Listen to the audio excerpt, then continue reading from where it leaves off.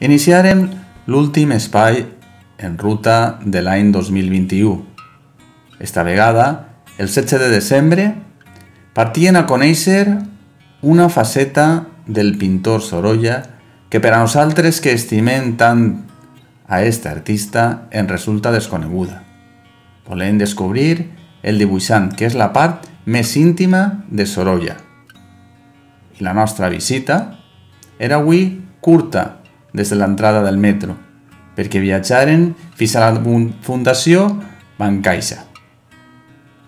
És un espai que ens resulta conegut perquè en altres ocasions hem estat allí. Explicarem que Sorolla és un personatge que cal incloure dins de la generació de literats i artistes valencians que emigraren a Madrid i que no s'acontentaren en viure en terra estranya, sinó que es dedicaren a exportar els valors, la llum, el color i el sentiment que produeix als valencians i les valencianes viure al Mediterrani.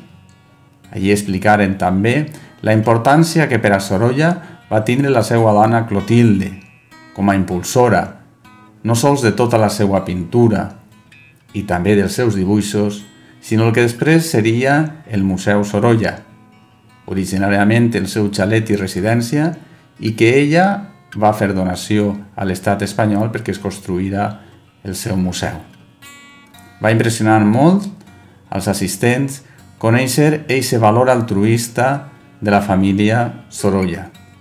Així que no es feren esperar i de seguida anaren cap a dins per a conèixer eixa col·lecció tan destacada de 100 dibuixos d'un total de més de 4.000 dibuixos que se'n conserven.